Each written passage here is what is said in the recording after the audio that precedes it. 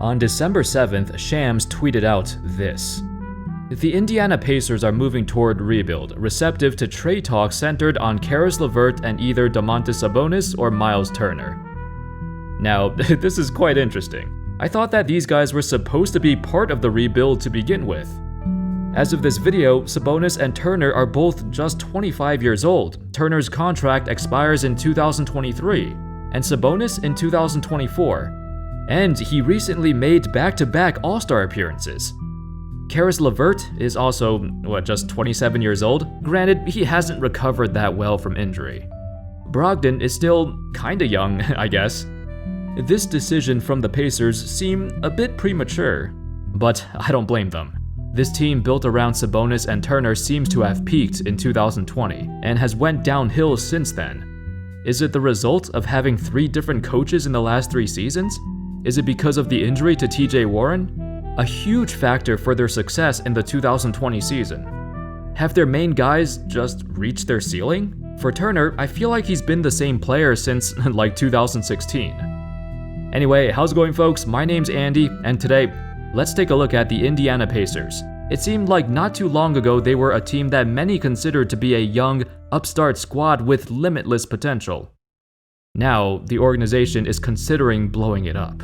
What changed? And why have they gotten worse? TJ Warren's injury. In the 2019-20 season, Warren led the team in scoring with nearly 20 points a game on incredible efficiency for his position. In my opinion, he's been the most underrated player in the league for years. In Phoenix, he always produced, but never got the recognition as he got overshadowed by Booker. On the Pacers, he found a new life and it was a successful first season with them. Then, he got injured. In early January of 2021, he had played just 4 games that season before getting foot surgery and missed the rest of the year. It seems pretty serious too, because as of now, he has yet to return. There was hope he'd return in November, but that got pushed back, so there's no timetable. To make matters worse, Warren is about to be an unrestricted free agent in the summer of 2022. Considering he's yet to come back from injury and the questions of if he can return to full strength, I doubt the Pacers would want to keep him. Definitely not if they really want to blow it up and rebuild from scratch again. It's unfortunate because you remember a few years back when they had Oladipo? Everyone thought the Pacers were done after the Paul George trade, but Oladipo had a career season, leading the team to 48 wins and a tight 7-game series against the Cavs. He too fell to injury shortly after. Warren did not have the same impact as Oladipo, but his loss is a huge reason why the Pacers are no longer in the playoff race. It's evident by their extremely close losses at the end of games. The Pacers are 1-8 in games decided by 4 points or fewer. They're not even a bad team, they just can't close out. Warren, when healthy, is the team's best isolation scorer, and more importantly, he's not obsessed with jacking up threes like a lot of other players. While some might view his playstyle as a black hole, it differs greatly from the rest of the roster. They need him because he provides a completely different skill set to put pressure on the defense. What is Sabonis' ceiling? I still recall a few years back, Domantas Sabonis was on his way to becoming one of the best players in the league. His numbers were insane. Only a handful of players have put up at least 18, 12, and 5, and he did it for 2 seasons. The sky was the limit. However, over the years, it seemed like his production, numbers-wise, has reached its ceiling. But did it really? Sabonis is still putting up fantastic numbers while having the lowest usage rate since his sophomore season. It's that lower usage rate that makes it seem like he's not progressing further, and personally, I think it's a mistake. He should get the ball more. Here's a telling stat. Over the last 2 seasons, the Pacers have been top 3 in passes per game as a team. Theoretically, that sounds nice. It means the ball is moving. However, this season, despite being 3rd in passes, they're only 13th in assists per game. That means a lot of their ball movement isn't leading to anything. They're just missing a lot of shots, open shots, and contested ones. Passing the ball more isn't inherently good or bad. For example, per game, the Pacers pass the ball over 50 times more than the Bucks. Yet, it's clear the Bucks are way better. The Pacers don't have the personnel to take advantage of constant ball movement like the Warriors do. Sabonis is an incredible individual player, at times too unselfish. Under Rick Carlisle, he's become even less of a focal point on offense. He's still the best player on the team, yet he's taking just 12 shots per game. That's 4th on his own team. To have your best player take that few number of shots, that's not right. It looks even worse when you see that he's having the most efficient season of his career too, a whopping 64% true shooting percentage. Ridiculous. The Myles Turner dilemma. If you looked up the definition of a 3-and-D center, you should see a photo of Myles Turner. The dude has been playing his role at this capability for a long time. He's led the league in blocks for 3 different seasons.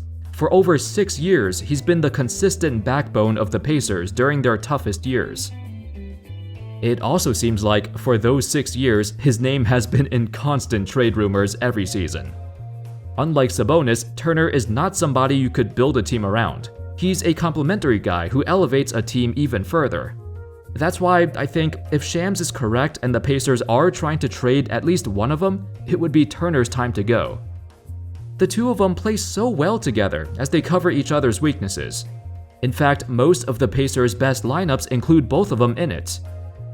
It's kinda rare nowadays to have a team built on top of 2 big men, but they've seen moderate success. Because of his skill set, Turner can slide onto any roster and contribute with ease. Any contender would love to have him. That means he's easier to trade. When he was asked about how he felt during these years in Indiana, Turner quietly responded, "It's clear that I'm not valued as anything more than a glorified role player here. I'm trying really hard to make the role that I'm given here work and find a way to maximize it. I've been trying the past 2-3 seasons, but it's clear to me that just numbers-wise, I'm not valued as more than a rotational role player, and I hold myself in a higher regard than that." Turner says he's treated like a glorified role player, and a lot of fans think that too, but his impact is drastically overlooked. In the previous year, Turner contested the most shots per game at the rim out of any player in the league at 10.3. Opponents hit just 48.7% of their shots within 6 feet of the basket when Turner contests them. For comparison, Rudy Gobert is the only other player who held his opponents to a lower percentage at the rim, at 48.1%. Those are numbers you don't see on the box score. I can see why people think he's a glorified role player, but I don't even know what that means, to be honest. He's not expendable. Turner has been playing his role at his maximum level for years now, and I think the Pacers just don't know what to do with him anymore. There was a time when we thought he'd jump to the next level and become an all-star, but that probably won't happen.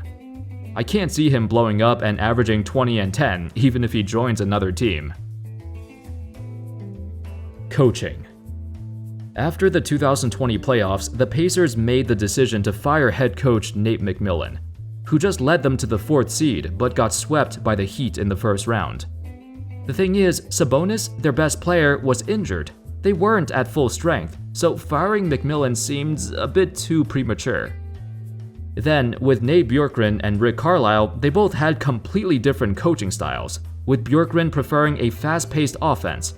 Now, Carlisle comes in and changes the game plan again. Now, they're playing much slower, 19th in the league in pace. With so many changes in such a short time, the Pacers have trouble establishing an identity. As a team, they're good at a lot of things, but not great at any particular thing. Carlisle also has a reputation for experimenting, a lot, which could be a good or bad thing. For example, he'd play Goga and Sabonis together and found out they have an advantage when going big. He stated, "Rim protection is a very important part of the game. Part of our identity as a team is that we are big. We have big guys that are multifaceted." I'm kinda interested in seeing where this goes. Perhaps maybe they're giving Goga more playing time because they know Turner might be gone in the near future. So they're getting him used to playing alongside Domantas. It's certainly possible. Anyway, that's all folks. The Indiana Pacers are at a crossroad. Their decision to either keep or break up this core is yet to be determined. But I feel like they've been hovering in mediocrity for such a long time. so a big splash is necessary to reignite the franchise. Whether that's trading away one of their bigs or trading away a bunch of assets and picks to land another star, it doesn't help that free agents don't even consider Indiana as a destination, and the team is like $20 million over the salary cap. Anyway, what are your thoughts? Let me know in the comments. Thank you all so much for watching. I hope y'all enjoyed the video, and of course, as always, I'll see you next time. Peace.